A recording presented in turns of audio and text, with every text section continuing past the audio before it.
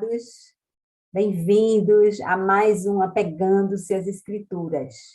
Hoje é domingo, 27 de agosto, e nós vamos começar o livro de Hebreus.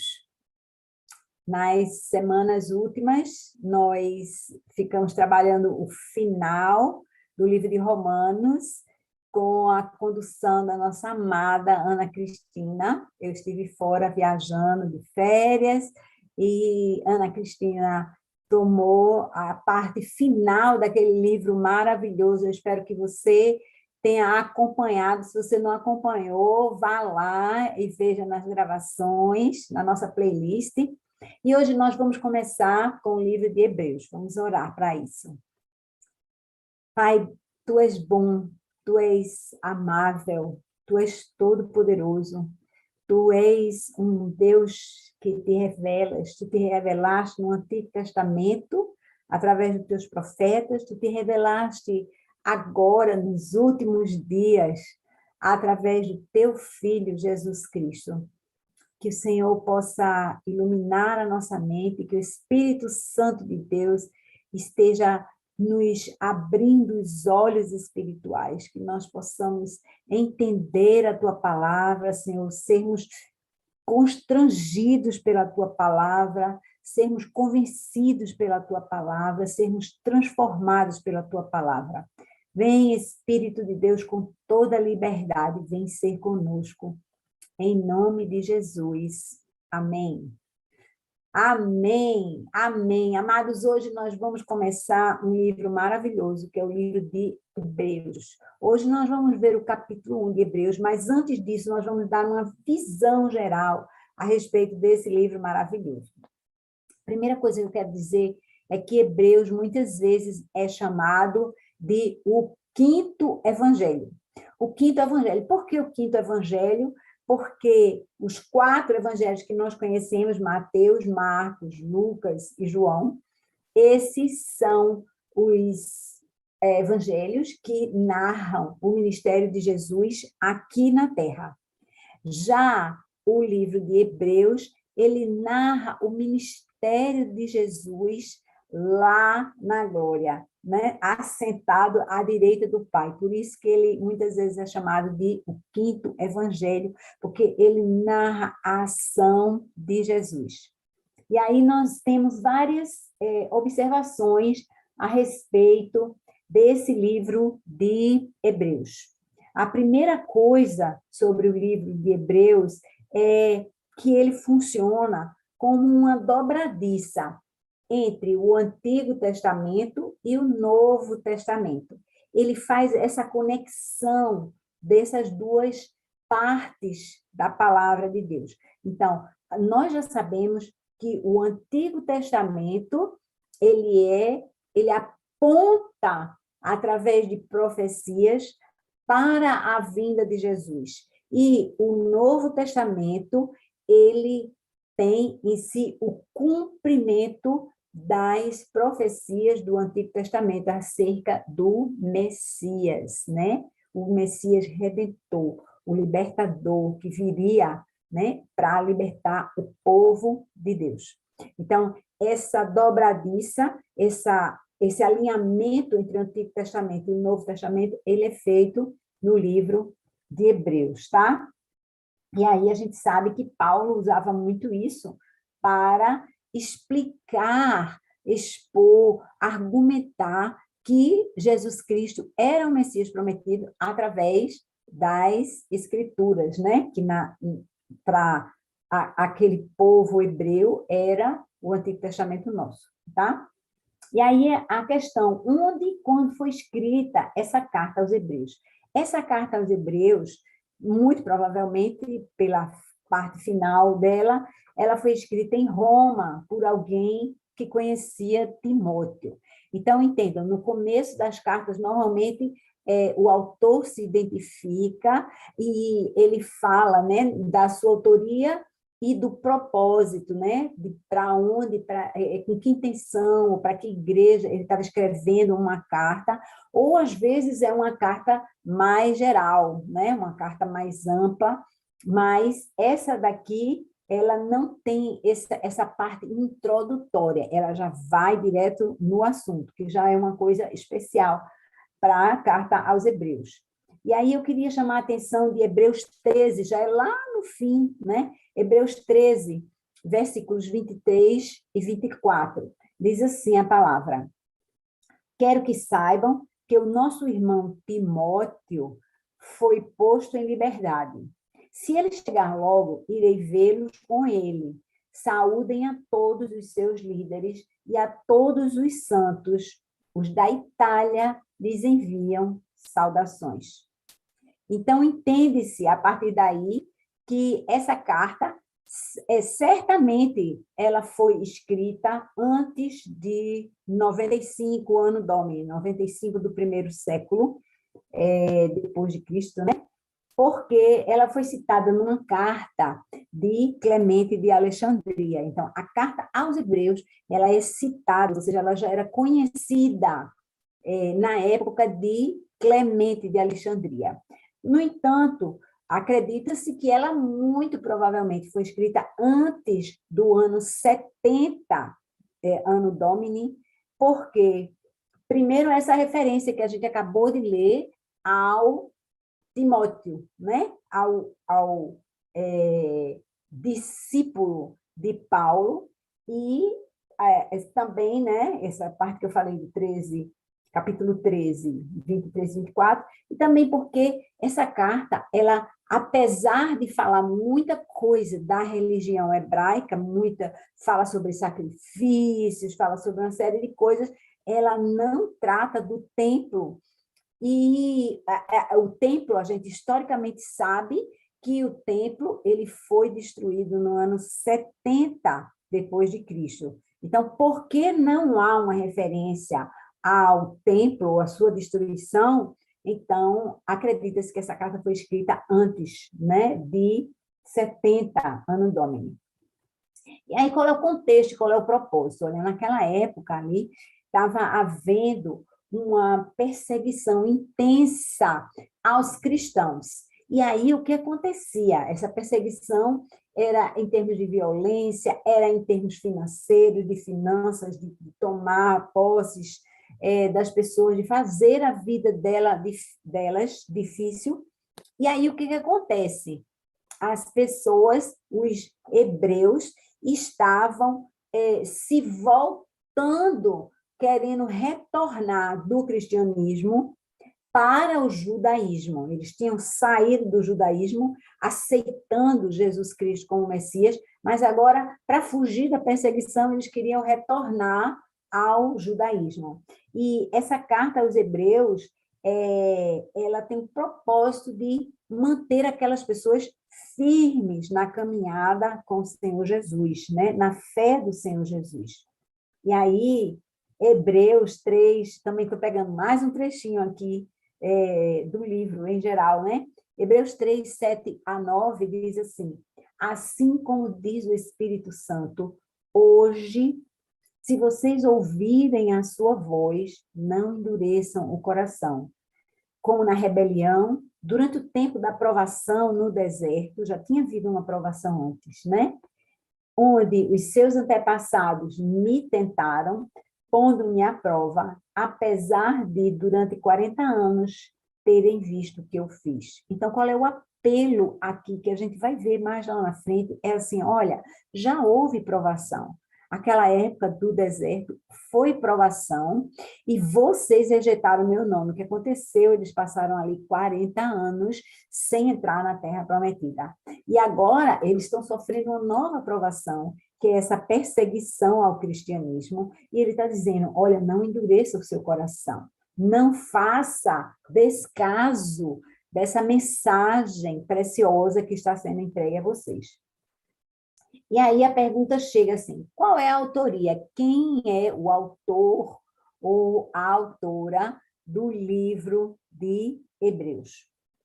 A tradição da igreja, né, lá na igreja primitiva, apontava a autoria para Paulo, para o apóstolo Paulo.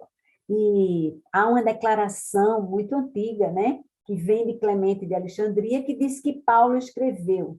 em hebraico e que Lucas tenha traduzido para o grego. Isso tem uma referência mesmo oficial, né? A referência é Eusébio, História, capítulo 6. Então, muito importante, há uma referência histórica acerca dessa afirmação de Clemente, né? De que Paulo seria o autor da carta aos Hebreus, traduzido, né, por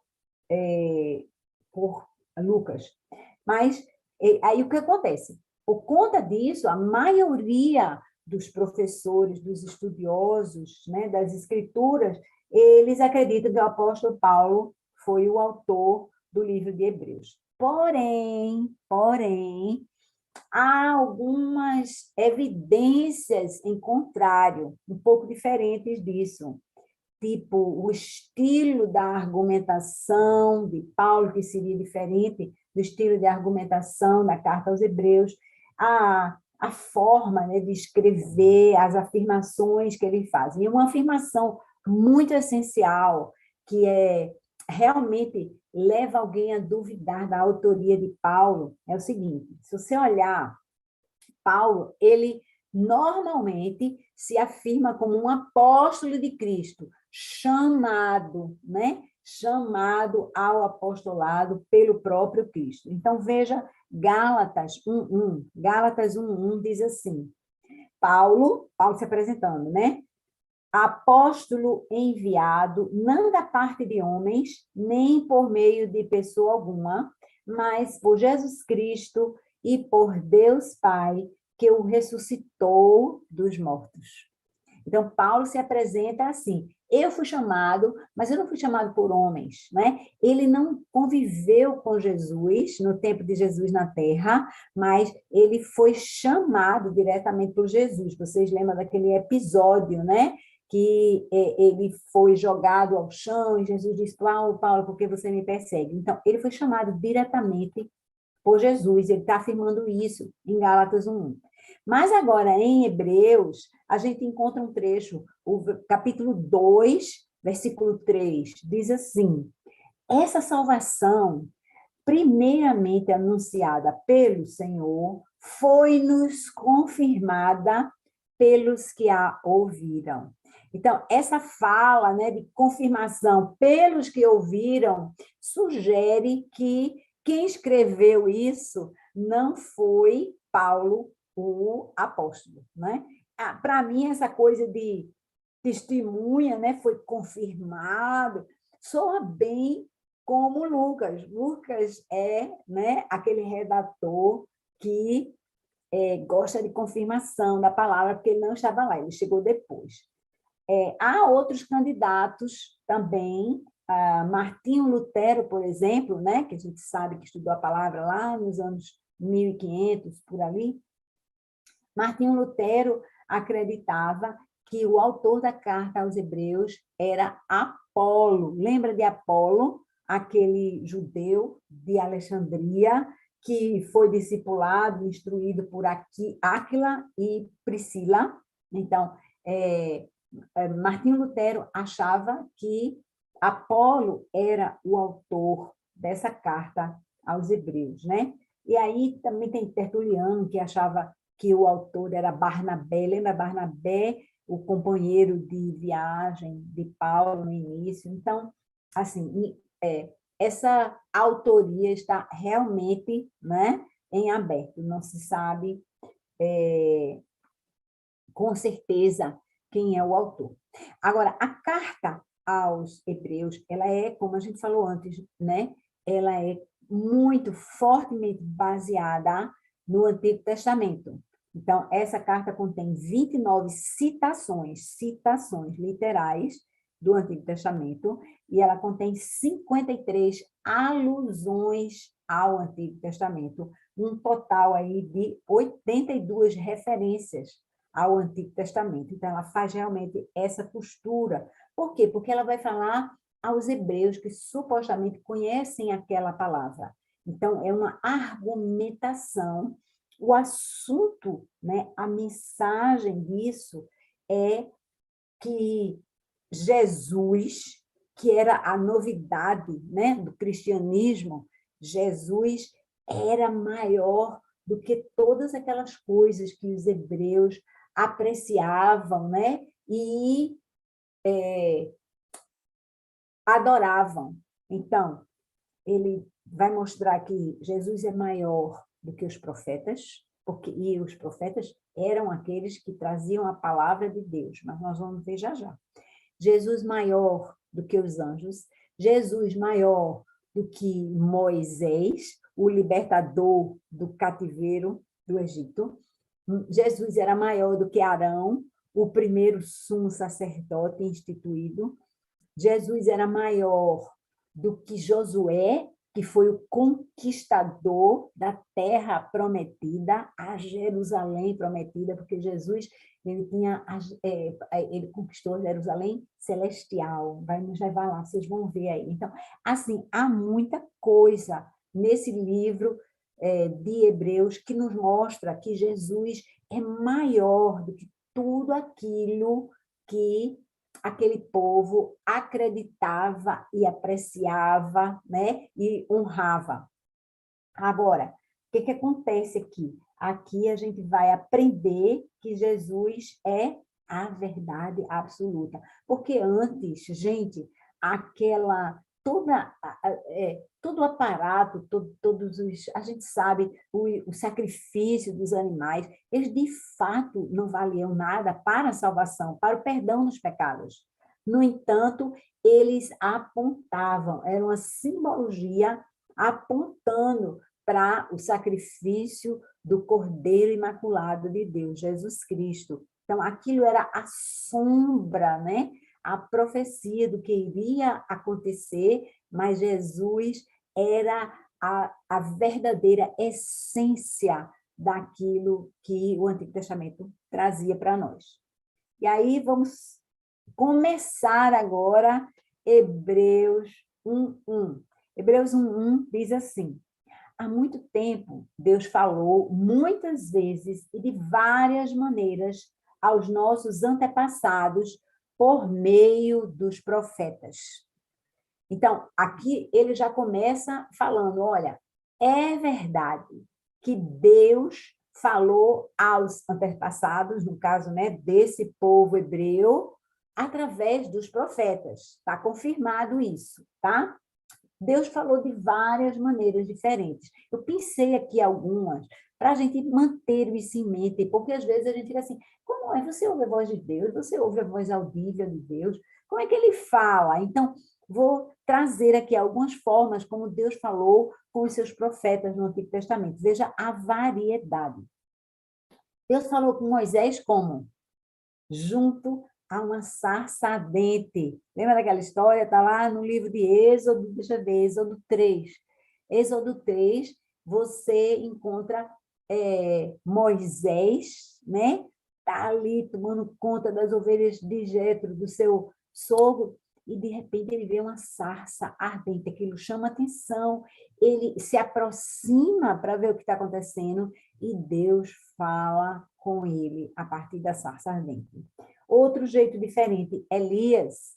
Deus falou com Elias na caverna, com uma voz suave, com uma brisa suave. Ele estava precisando aquietar o coração e Deus falou com ele com uma voz mansa e delicada. Isso está em 1 Reis 19. Outra forma diferente, Isaías. Deus falou com Isaías através de uma visão. Era uma visão do Senhor assentado num trono alto e exaltado, e ali na aba das vestes, enchendo o templo, havia acima dele serafins. Serafins é um tipo de anjo, lembra? E aí havia serafins, cada um deles tinha 6 asas, com 2 cobriam o rosto, com 2 cobriam os pés e com 2 voavam. Isso está lá em Isaías 6, versículos 1 e 2. Isso é Deus falando com Isaías através de uma visão.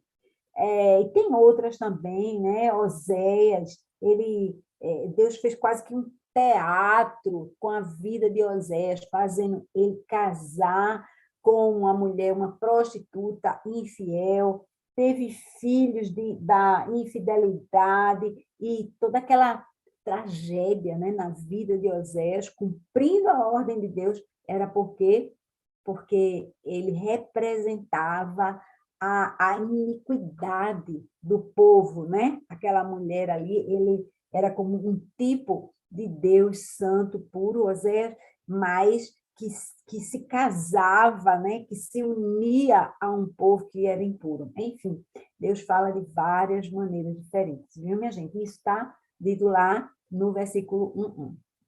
Agora, prosseguindo para Hebreus 1, versículos 2 e 3. Mas, nesses últimos dias, ele antes tinha falado através dos profetas, mas, nesses últimos dias, falou-nos por meio do Filho, a quem constituiu herdeiro de todas as coisas e por meio de quem fez o universo. O Filho é o resplendor da glória de Deus e a expressão exata do seu ser, sustentando todas as coisas por sua palavra poderosa. Depois de ter realizado a purificação dos pecados, ele se assentou à direita da majestade nas alturas. Aqui a gente pode passar desapercebido. Eu mesma nunca tinha parado para olhar como há em cada frase desses 2 versículos tanta revelação da pessoa de Jesus. Vejam bem, aqui a gente vai fazer 7 pontos. Jesus primeira coisa, aqui, ele é o herdeiro de todas as coisas. Todas as coisas. Tudo pertence a Jesus. Tudo é dele, né? Deus fez com que ele tivesse autoridade e poder sobre todas as coisas. Número 2, ele é o criador do universo. Ele é o criador de todas as galáxias. A gente tem conhecimento, né? Um conhecimento literal, teórico, de que o universo é grande. A gente não tem uma ideia clara do tamanho, da extensão desse universo que foi criado. E aí eu queria resgatar aqui João, o Evangelho, né? Versículo 3, diz assim: todas as coisas foram feitas por intermédio dele, e sem ele, nada do que existe teria sido feito. Não é incrível? Tudo foi feito através de Jesus. Isso coloca Jesus num patamar muito diferente, não somente dos profetas, como dos anjos também, né? Como a gente vai ver a seguir. Número 3, o que é que diz aqui? O Filho, no versículo 3, é o resplendor da glória de Deus. O Filho é o resplendor da glória. O brilho da glória do Pai. O que significa isso? Significa que nós podemos enxergar Deus através de Jesus. Pense no sol. O sol, a gente nunca pode ver o sol, porque o sol é intenso, o sol é quente, o sol está longe, mas a gente enxerga os raios do sol. E os raios do sol, eles nos revelam o sol. Então, nós não vemos o sol, nós vemos os raios do sol e eles refletem, né, a origem. E assim é como Jesus. Jesus reflete o brilho da glória do Pai. E aí, número 4, a característica é a expressão exata do seu ser. O Filho, como a gente acabou de ver, é o resplendor da glória de Deus e a expressão exata do seu ser. O que acontece? Quando você começa a falar de Deus, você diz assim, Deus é um ser espiritual, é um ser eterno, ele era, e há de vir, ele é atemporal, ele é onipresente, ele é onipotente, ele é onisciente, ele é imutável. Nós começamos a falar de características de Deus, mas a gente não tem a noção completa. O que é que acontece com Jesus? Jesus é a expressão completa e perfeita de Deus. Então, olhando para Jesus, nós podemos enxergar o caráter de Deus, o amor dele, porque Jesus morreu na cruz por nós, expressando esse amor de verdade, né?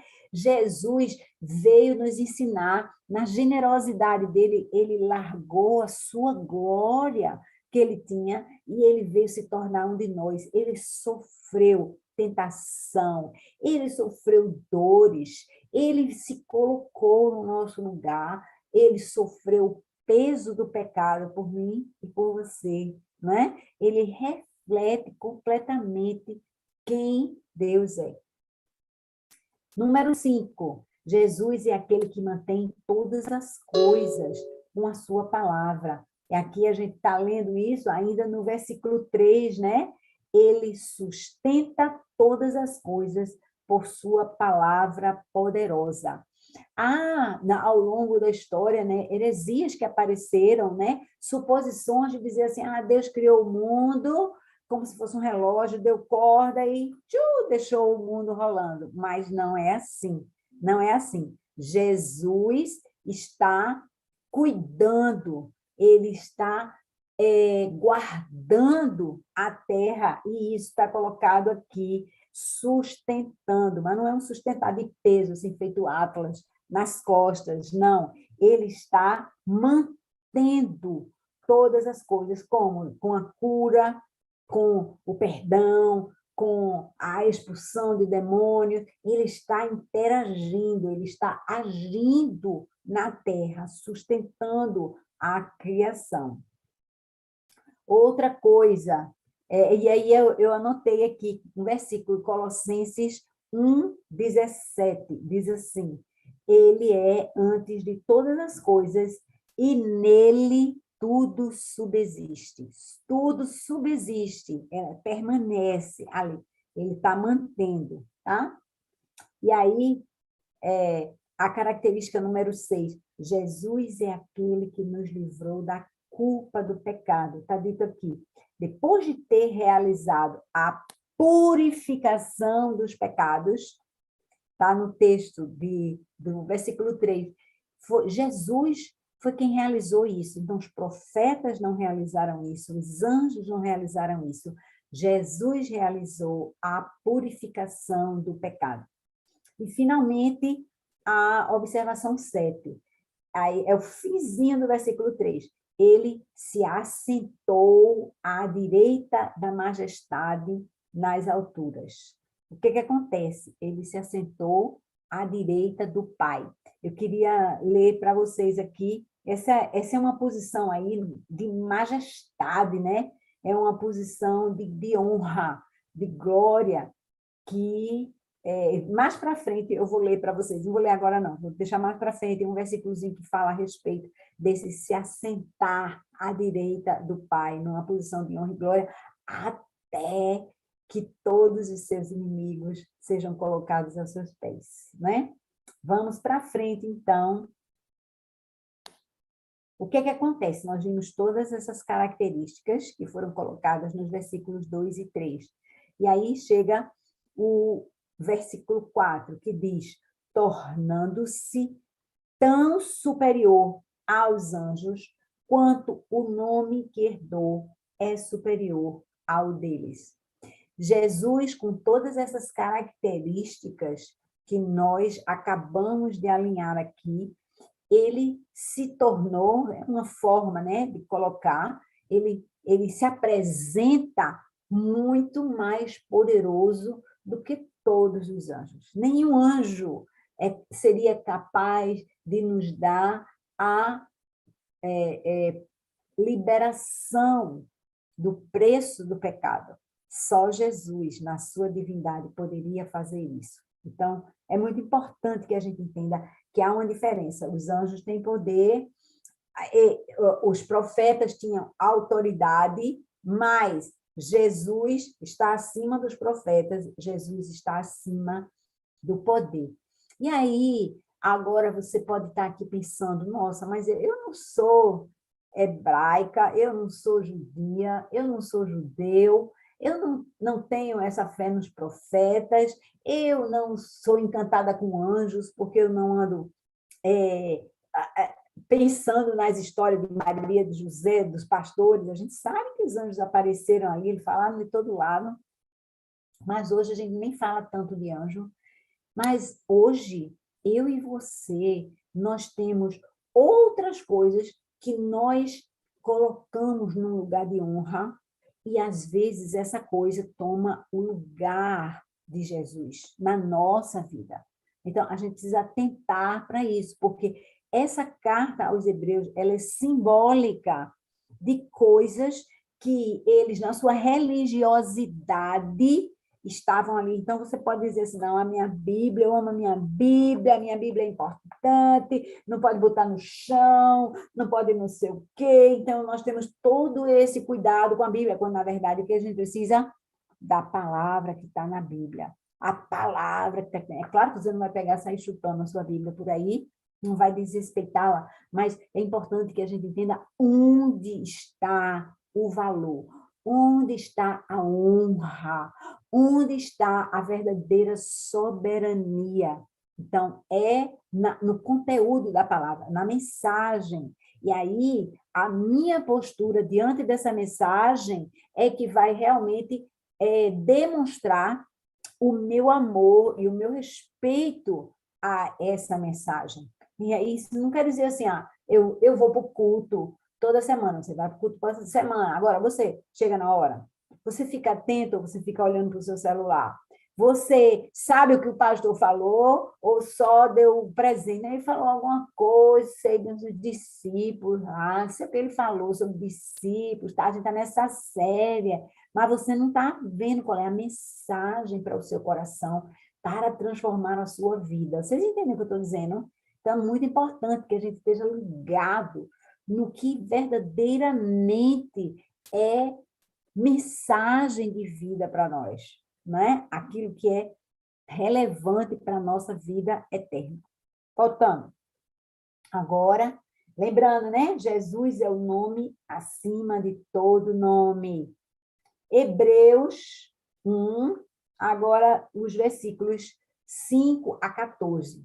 Nesses versículos 5 a 14, nós vamos ver o autor de Hebreus comparando Jesus com anjos ou com outras pessoas. Por que isso? Porque há essa intenção de mostrar o quanto Jesus é superior. E Jesus é superior em uma larga escala. Quem é que dá o atestado de superioridade a Jesus? É o próprio Pai. É o próprio Pai. Então, esse atestado de superioridade de Jesus, ele vai dar, ele vai ser dado pelo Pai. E nós vamos ver isso através das Escrituras, ok? Então, vamos lá. Versículo 5. Pois a qual dos anjos Deus alguma vez disse: Tu és meu filho, que eu hoje te gerei. E outra vez, eu serei seu pai e ele será meu filho. Esses filhos aí, dessa leitura do versículo 5, com letra maiúscula, né? O Filho unigênito de Deus. O Filho que foi gerado por Deus. Salmos 2:7 diz assim: proclamarei o decreto do Senhor. Ele me disse: Tu és meu filho e hoje te gerei. Preste atenção, porque essa palavra gerado, ela não quer dizer que existia Deus, Pai, e agora, depois de um tempo, o Filho foi gerado. Não, Jesus foi gerado eternamente, Jesus é eterno. Essa palavra gerado, ela define, né? Ela tem a conotação de igualdade na substância, de assim, a natureza essencial ser a mesma.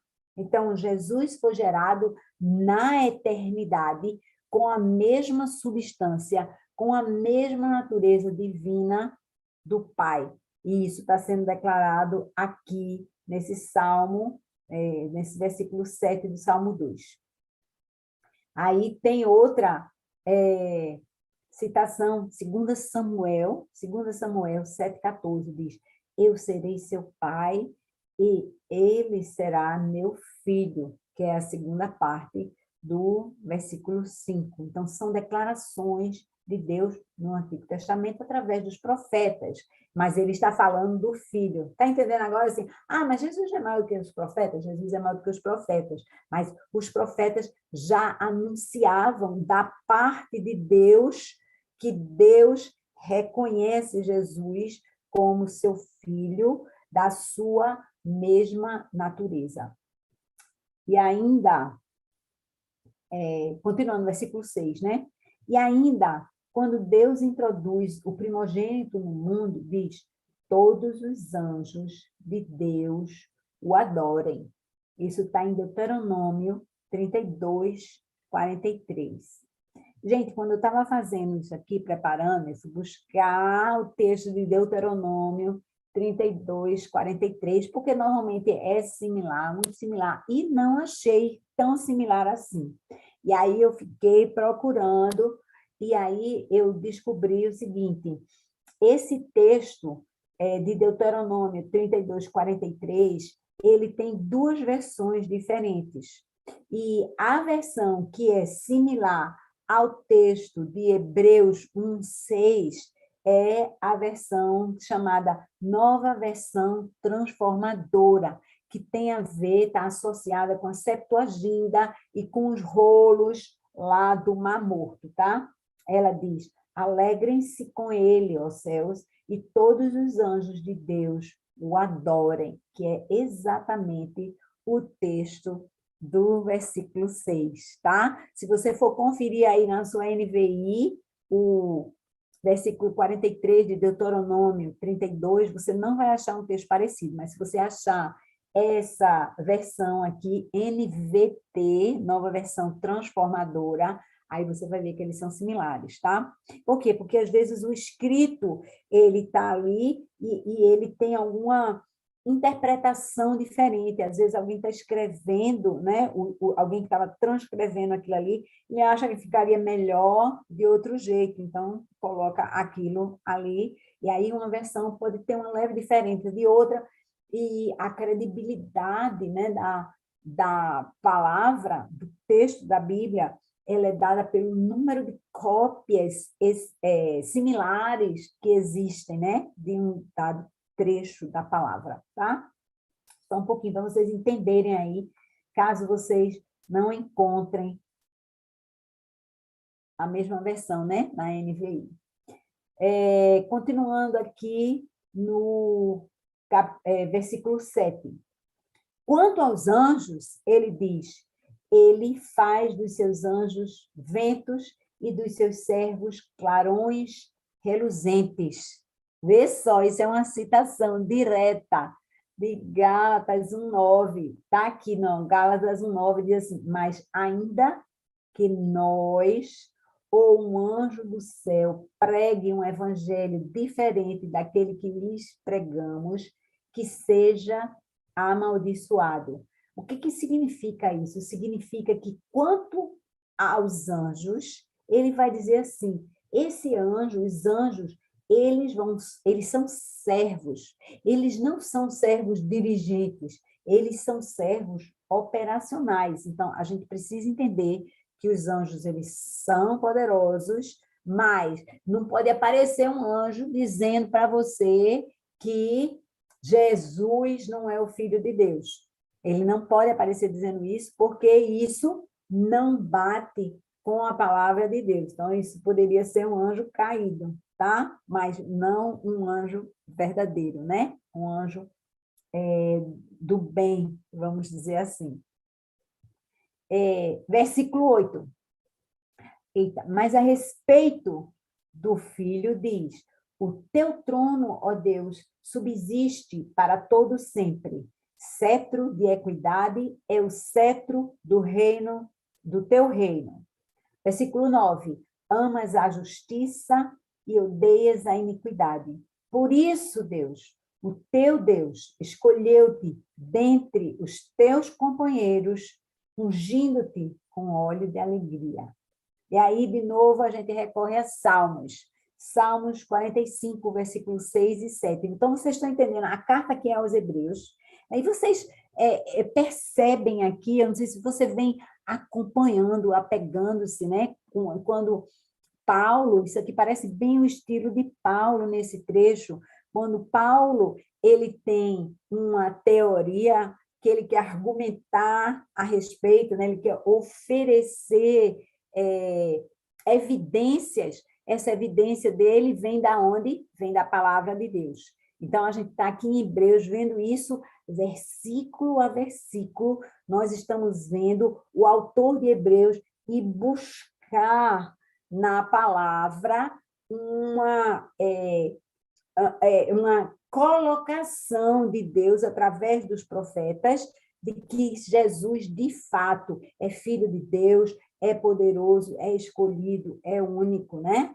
E aqui a gente vai. Agora, Salmos 45, versos 6 e 7, diz: o teu trono, ó Deus, subsiste para todo sempre. Cetro de justiça é o cetro do teu reino. Amas a justiça e odeias a iniquidade. Por isso, Deus, o teu Deus, escolheu-te dentre os teus companheiros, ungindo-te com óleo de alegria. E aí, continuando nos versículos agora 10 a 12. 10 a 12. E também diz: no princípio, Senhor, firmaste os fundamentos da terra, e os céus são obras das tuas mãos. Eles perecerão, mas tu permanecerás. Envelhecerão como vestimentas. Tu os enrolarás como um manto, como roupas, eles serão trocados. Mas tu permaneces o mesmo, e os teus dias jamais terão fim. Isso aqui também, esse trecho de Hebreus também está no Antigo Testamento. Lembra das citações que nós falamos logo no início? Aqui também em Salmos 102, anota aí, versículos 25 a 27, diz assim: no princípio, firmaste os fundamentos da terra, e os céus são obras das tuas mãos. Eles perecerão, mas tu permanecerás. Envelhecerão como vestimentas, como roupas tu os trocarás, e serão jogados fora, mas tu permaneces o mesmo, e os teus dias jamais terão fim. Então, a gente está vendo aqui a coisa de Deus ser eterno, ele ser permanente. A criação irá perecer, mas não o Criador, né? Só um instantinho, vou pegar um pouquinho aqui minha água.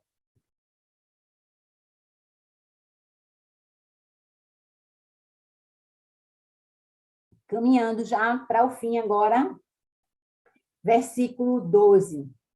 Cadê? Não, versículo 13. A qual dos anjos Deus alguma vez disse: senta-te à minha direita até que eu faça dos teus inimigos um estrado para os teus pés? Lembra que a gente citou isso aqui antes? A qual dos anjos Deus disse isso? Deus não disse isso para anjo nenhum. Para quem que Deus disse isso? Para Jesus, para o Filho amado dele. Salmos 110, 1. O Senhor disse ao meu Senhor, que é Jesus, né? Senta-te à minha direita até que eu faça dos teus inimigos um estrado para os teus pés. Deus não disse isso para anjo nenhum, ele diz no texto, para o meu Senhor. Ele fala para Jesus. Finalmente, o último versículo desse capítulo 1, os anjos não são, todos eles, espíritos ministradores, enviados para servir àqueles que hão de herdar a salvação? Essa é a situação dos anjos. Eles são poderosos, mas eles são espíritos ministradores que servem a Deus. eles não têm a grandiosidade, muito menos a honra ou a natureza divina de Jesus. E isso fica declarado aqui, né? Esse serviço, nesse capítulo, nesse versículo 14, que ele diz assim, para servir aqueles que hão de herdar a salvação. Quem são os que hão de herdar a salvação? Nós somos os que vamos herdar a salvação. Então, os anjos, eles nos servem, mas a gente não pode sair por aí ordenando, dando ordens para os anjos, de maneira nenhuma. O que a gente faz é pedir a Deus, se Deus acha que alguma coisa é relevante, é importante, ele vai colocar a serviço. E, normalmente, esse serviço é para toda a humanidade, ou para grande parte da humanidade, né? Não são servicinhos pessoais, aqui, vem aqui cortar meu cabelo, vem aqui fazer minha unha, vem aqui me transportar para ali, não. São coisas relevantes para a humanidade, né? Mas Deus coloca os anjos a nosso serviço, nós que vamos herdar a salvação. Então, concluindo, minha gente,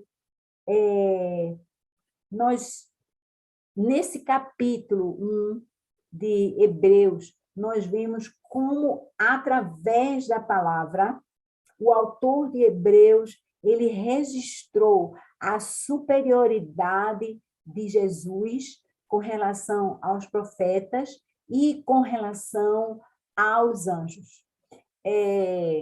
Uma coisa muito importante para a gente entender, como eu falei, né? Essa carta ela foi escrita para os hebreus, porque os hebreus eles davam muita importância aos mestres, aos profetas, isso foi dito em Isaías, né? A lei de Moisés, então eles levavam isso com muita seriedade, com muita religiosidade, e eles adoravam, né? Os anjos, respeitavam, temiam os anjos, mas o texto está mostrando que Jesus é o Filho de Deus. Jesus é o autor da salvação. Jesus é muito maior do que os profetas, porque os profetas, eles traziam recados de Deus, a mensagem de Deus, mas Jesus é a própria pessoa de Deus. Ele é o próprio Deus. Então, a gente tem que aprender a olhar para Jesus. Quando a gente lê a Escritura, a gente precisa entender como Jesus era e procurar ser imitadores de Cristo, naquela essência que ele tem. Então, a gente deve entender, a paciência de Jesus com a não compreensão do povo judeu, por exemplo. Eles tinham toda a revelação de Deus, da vinda de Jesus, mas como diz a palavra, ele veio para os seus, mas os seus não receberam. Eles ficaram esperando um Messias montado num cavalo que iria libertá-los do domínio romano, e eles não encontraram na pessoa humilde de Jesus aquilo que eles estavam buscando na mente dele. Então, esse é um recado firme que a gente tem para você hoje. Não fique imaginando um Deus que não se revelou a você. Um Deus que está na sua mente. Você acha que Deus é assim? Você acha que Deus é assim? Você acha que Deus devia fazer isso ou aquilo? Eu acho que devia curar fulaninha. Fulaninha é tão boazinha, tão dedicada, trabalha tanto para a igreja, não sei porque Deus permite que ela fique doente. Às vezes a gente tem umas noções muito loucas na nossa cabeça. A gente fica questionando o que Deus permite, o que Deus não permite, o que Deus faz, porque cura A, mas não cura B, porque esse vive e aquele morre. Nós não podemos fazer isso, porque a gente não tem entendimento. Agora, a palavra nos diz, todas as coisas cooperam para o bem daqueles que amam a Deus. Isso é a verdade. Você pode até não entender, eu posso até não entender, mas essa é a verdade de Deus. Todas as coisas cooperam juntamente para o bem daqueles que amam a Deus e obedecem à sua palavra e buscam a sua justiça. Então, nós precisamos fixar os nossos olhos em Jesus, e através da palavra que a gente conhece, para a gente entender que Jesus, ele é muito maior do que aquilo que nós entendemos, ele é muito maior do que aquilo que nós buscamos, às vezes, ele demanda coisas que muitas vezes nós não queremos fazer, mas ele próprio fez, ele sacrificou. A gente sabe que ele não queria subir na cruz. Jesus não queria ir para a cruz. Ele chegou lá no Getsemane e disse: Pai, se der, dá outro jeito, afasta de mim esse cálice. Mas ele não fez isso. Ele subiu lá, ele foi lá, ele se entregou à justiça dos homens para pagar pelo meu e pelo seu pecado. Ele foi obediente. E é isso que a gente tem que ser com Jesus. A gente tem que ser humilde, generoso, obediente, atencioso às pessoas. Ele cuidou dos doentes, ele cuidou dos pobres, ele sarava, ele cuidava das pessoas, ele ensinava. Nós temos que ser assim, levar a mensagem de Deus. É uma ordem dele, minha gente. É muito importante que a gente pegue essa oportunidade. Eu já estou caminhando para a oração que nós vamos fazer para encerrar isso aqui. Nós precisamos meditar nessa palavra de Hebreus, para a gente não fazer a mesma coisa que os hebreus fizeram antes. Estão ligados? Esse povo foi liberto do Egito pela mão poderosa de Deus através de Moisés, mas quem libertou foi Deus que enviou Moisés, foi Deus que realizou os milagres. Deus cuidou deles no deserto, levou-os à terra prometida. Aí eles disseram o quê? Os olhos deles estavam onde? Estavam nos gigantes da terra. Não, eles vão acabar conosco como gafanhotos. E aí a incredulidade bateu ali. Agora, Deus mandou o quê? O seu filho, que reflete a imagem de Deus. Eles não reconheceram do mesmo jeito e rejeitaram Jesus até hoje. Até hoje, a cegueira espiritual faz com que eles estejam ainda esperando o Messias prometido na palavra. Eles creem que Jesus vem, mas não creem que Jesus veio. E eu e você que recebemos essa mensagem, veja que vantagem nós temos hoje de saber que sim, Jesus era o Messias prometido, Jesus é o Filho de Deus, Jesus morreu por nós, Jesus nos deu um comando de ir, Jesus, ele traz para nós, ele restaura em nós a identidade de filhos amados do Pai, e ele diz, Jesus diz, a mim foi dado todo o poder no céu e na terra. Agora vão em meu nome, falem, contem as boas novas, espalhem o evangelho. Gente, é hora da gente acordar para essa verdade e parar de viver uma rotina de cristianismo, de vai para a igreja, volta para casa, assiste um culto, faz uma conferência e volta. A conferência foi tão boa, a palavra foi ótima, ano que vem eu venho de novo. Não, nós precisamos de uma transformação interior e de uma busca constante de santificação para a gente ficar sendo a luz, o reflexo da luz de Jesus na vida das pessoas ao nosso redor. Amém? Amém? A gente vai orar por isso agora. Eu gostaria de esclarecer antes para vocês. Hoje nós fizemos de manhã, como eu falei, hoje é dia 27 de agosto de 2023, nós fizemos hoje de manhã a nossa reunião Zoom lá na ZN, direto da ZN, mas aí por um problema técnico, de novo, não conseguimos fazer a gravação com as pessoas presentes, por isso estamos somente eu e vocês aqui agora, né? Infelizmente não vamos ter a participação das pessoas, nem a oração de fechamento do nosso pastor Jason, mas eu espero que a gente retome, né? Com as outras pessoas. Nós tivemos uma sala cheia hoje de manhã, foi muito encorajador mesmo. Estou começando entusiasmada esse livro de Hebreus, mas eu quero convidar você a estar meditando nessa palavra. Não se contente apenas em ouvir os comentários, em ler os versículos, mas se empenhe em permitir, dê tempo a Deus, abra espaço para uma meditação, 5 minutos, 10 minutos, mas deixe Deus falar à sua mente, lhe mostrar coisas assim, olha, filha, filho, você não está enxergando isso aqui você está colocando no meu lugar. Eu gosto muito de que você está nesse ministério aí, fazendo isso, mas você às vezes faz as coisas sem o meu amor, sem a minha delicadeza. Aí você fica falando para as pessoas de uma maneira áspera. Às vezes você está mandando as pessoas ler a Bíblia, mas você não lê a Bíblia ou não busca entender, não busca ouvir a minha voz.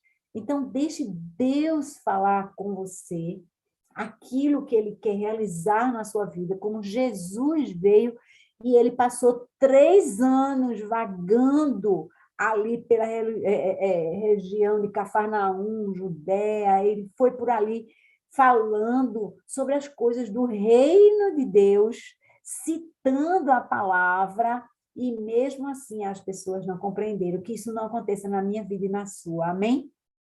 Vamos lá, vamos orar para que essa mensagem encontre solo fértil no nosso coração. Senhor, nós te agradecemos pela tua palavra, Deus, nós te agradecemos porque tu te revelas de várias formas, tu te revelaste no Antigo Testamento, Senhor, apontando para Jesus, depois tu vieste, Pai, à terra, enviando teu filho aqui para ser a tua imagem e semelhança, a presença. Jesus dizia, quem vê a mim, vê ao Pai. Ó Pai, eu te peço, em nome de Jesus, abre os nossos olhos espirituais, para que nós vejamos a luz, a glória de Deus Pai, através da pessoa do Filho. Deus, nós te pedimos que tu nos ensine a tomar posse da nossa identidade de filhos e que nós possamos tomar sobre nós a responsabilidade do ID que Jesus nos deu. Jesus veio, fez a sua parte na redenção, nos ensinou e disse, agora vão e façam a mesma coisa. Vocês estão no meu poder, eu estarei com vocês até o final dos tempos. Ele vai estar conosco, ele vai estar comigo, ele vai estar com você. Senhor, obrigada, porque você não somente nos resgatou, mas também nos comissionou para levarmos essa mensagem a outras pessoas. Assim como você usou os teus profetas, assim como você usou os teus anjos, você quer usar a nós, mas acima de nós todos está Jesus Cristo. Obrigada pelo presente de Jesus Cristo. Obrigada porque Ele é o nosso exemplo, Ele é o nosso modelo a ser seguido. Senhor, não permita que nós vivamos olhando, endeusando um líder ou um pastor e depois achando defeito porque não são perfeitos, ou perfeito só a um, e aí a gente desanima, a gente fica decepcionado, a gente desiste, a gente se afasta. Ó Pai, tu viesse com essa palavra de Hebreus, encorajando aqueles hebreus a não retrocederem de Jesus Cristo de volta para a sua fé antiga, que nós também, Senhor, não retrocedamos, que nós também possamos ser encorajados com essa palavra de Hebreus, para que nós possamos prosseguir firmemente, legitimamente, com a palavra da verdade no nosso coração. Nós te colocamos, Senhor, todo o estudo desse livro de Hebreus, que tu possas verdadeiramente abrir a nossa mente e o nosso coração ao entendimento dessa palavra. Obrigada, Pai, obrigada, em nome de Jesus. Amém. Amém, amém, amados, estamos juntos, vamos refletir nessa palavra durante essa semana, e aí na semana que vem nós voltaremos com Hebreus 2, nós vamos falar como Jesus é superior a Moisés. Vai ser lindo. Beijo no coração.